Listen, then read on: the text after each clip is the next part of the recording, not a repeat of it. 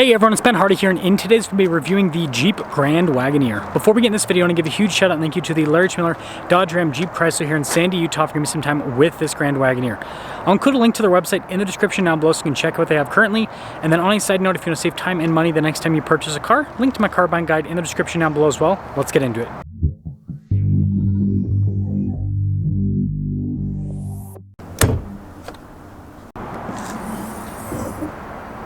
Under the hood, we have a twin-turbo 3-liter inline-6 that goes through an 8-speed automatic transmission.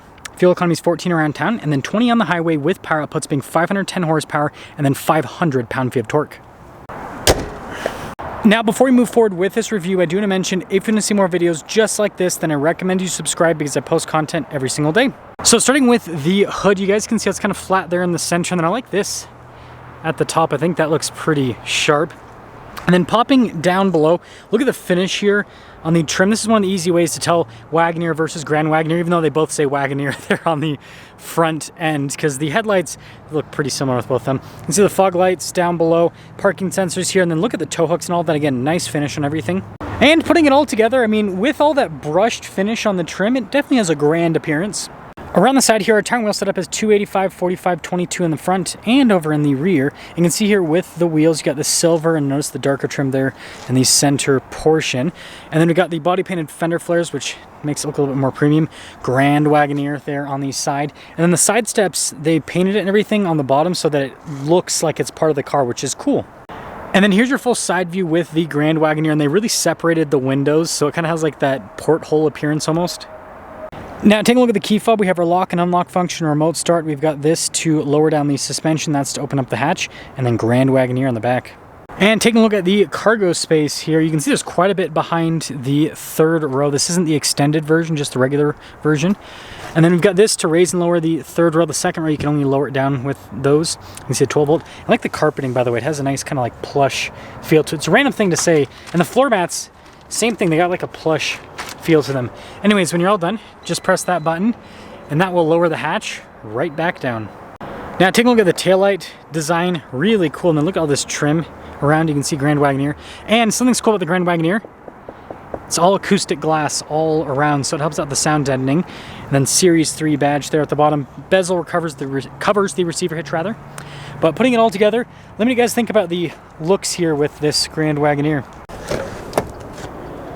Now taking a look at the door panel, soft touch here at the top, and you can see the sunshade here, and then look at the wood trim down below and the nice stitching. Automatic for the window, Macintosh sound system, and then you got the power side step. And then look at these seats here, perforated all down the center portion. Let's see what getting in's like. Super easy with the step. Legroom back here is great. Got a little storage pocket. I like the trim on the grab handle. We've got like our own infotainment system back here that controls like, climate controls and all of that. You can also do music and everything, which is cool. And then you can see the USBs down below, outlets as well. And yeah, these seats are nice. And then I like the fact that we have our own center console back here too. I think that's a pretty cool feature. And then look at this, it's like a little window there. Got some USBs inside. And then as for the third row, look at the seats back there. Really nice finish with them. You can see they've got USBs back there. They've got nice padding for the armrest. Big window. They actually get their own sunroof in the rear on top of that. And then when it comes to space, you can comfortably fit adults back there. That's one of the cool things about full-size SUVs like this. Now take a look at the front door panel, again soft touch here, and then look at the wood trim down below, and then all of the stitching. All of our window controls, which are all automatic. Mirror adjustments, mirrors do power fold in. Got massage seat function, and then you can see all of the seat adjustments, and then memory seat function as well. Blind spot monitoring with the mirrors on top of that. And then notice Grand Wagoneer, but then Wagoneer down below. And then look at the seats here. I like how it says Series 3 in the seat, so you can remember you bought the fully loaded one. Perforated all down the center portion with that cool cross-stitch design.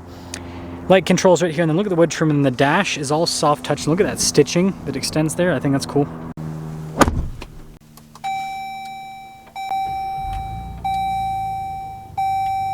Now taking a look at the steering wheel, soft touch all around. You got the nice contrasted stitching there, and then look at that trim piece.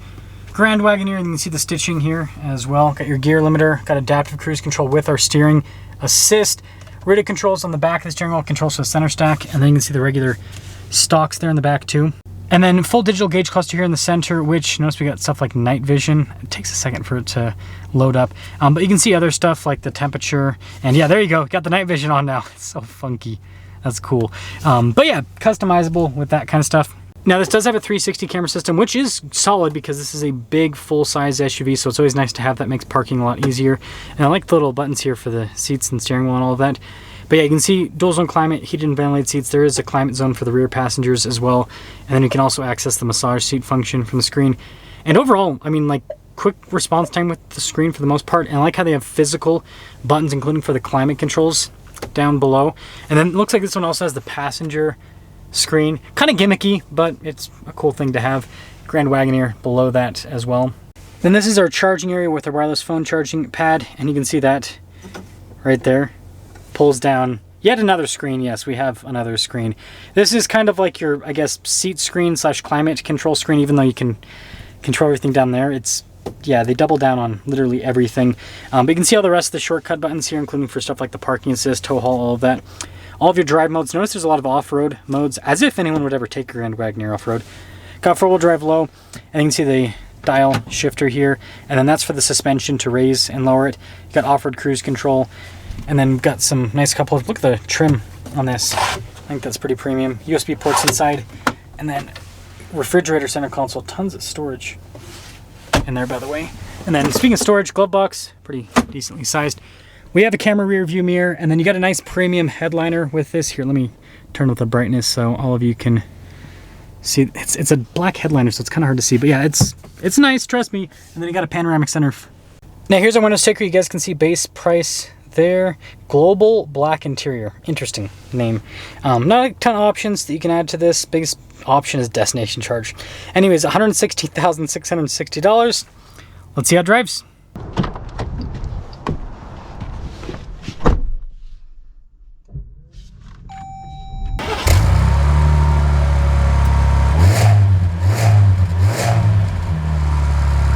Let's talk about visibility before we set off. Here's visibility over the hood. Hope you can see the heads-up display, both the mirrors, do blind spot monitoring throughout the rest of the rear, and yeah. Let us set off in the Grand Wagoneer. The Wagoneer, but more grand. So for the 24 model year, I think they had like an MSRP decrease with the Wagoneer and the Grand Wagoneer, if I'm not mistaken. One of the few vehicles. Oh, that's cool. They do a turn signal camera now. That's new. That's got to be new. It's got to be new. But yeah, these big luxury SUVs, they're not necessarily doing the best when it comes to sales. The only one that's still selling really well seems to be the Escalade, because the Lincoln Navigators, those things are not selling at all. So yeah, I think it's just pullback from this market. But I'm not sure why people are like. Let me know in the comment section below why people are still buying the Escalade, because the Escalade is technically the oldest in the segment in terms of like, because the Navigator got refreshed for 22, and this is an all new vehicle relatively, you know, recently. And so yeah, the Escalade it's the oldest in the segment, but it seems like it's the one that people want. Maybe it's because it still has a V8. I wonder if that's it. But yeah, super comfortable suspension. That's 4Runners and wannabe Raptor. They got Raptor lights. Poser. Anyways, yeah, it's comfortable with the ride. Yeah, it's a nice ride.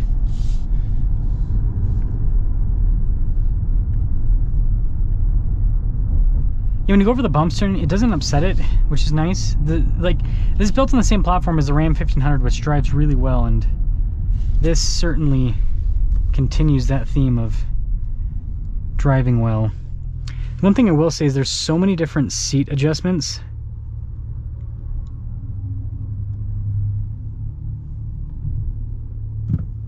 Yeah, and you got to adjust half the stuff from the screen too. Yeah, the lumbar with this is super slow. Interesting. There we go. Now I feel like I'm not... I know some people need lumbar. I don't. So with me, it just feels like it's like pushing my back out awkwardly. Oh, that's cool. I could do the bolsters tighter if I wanted. I don't know if I like that. It's kind of like an awkward hug in a way. But I will say the interior, like the fit and finish and everything feels really tight in here. I think they've done a good job with that, and smooth textures with everything. Let me know if you're, I'm team, like, I like the rough texture on leather trim. I feel like that's been a luxury thing now, is they do smooth texture on leather trim. I don't know if, I feel like the market's changed. The market wants rough texture again, like the cracked texture on leather. I think that looks better. Inline 6 is great though. It's got tons of torque. I'm excited to see this in the Ram 1500. I'm excited to see how that performs. Let's get our full-blown acceleration here. Solid. I will say though, this doesn't feel quite as torquey as some of the V6 powertrains. Even though this has 500 pound-feet of torque, which is plenty, the V6s, for some reason, they feel like they got like more of a punch, like Toyota's V6 and Ford's V6. Those feel, maybe it's because they just have more display. I don't know. Higher displacement engines always seem to just feel like they punch a little bit harder. But summing things up, of course, Fuel Light pops on. Summing things up here with the Grand Wagoneer. The Wagoneer, but more grand. It drives well. I think it looks nice. And, you know, I would say this drives just as well as the Escalade, if not better. It just doesn't have the status symbol stuff that the Escalade has, right? The Escalade's been around for a long enough time that, you know, it's built up its market as being the status symbol with full-size luxury SUVs, whereas this is the newcomer on the block. And so yeah, Jeep definitely has their work cut out for them in terms of, you know, turning this into an Escalade type vehicle, but with the perception at least.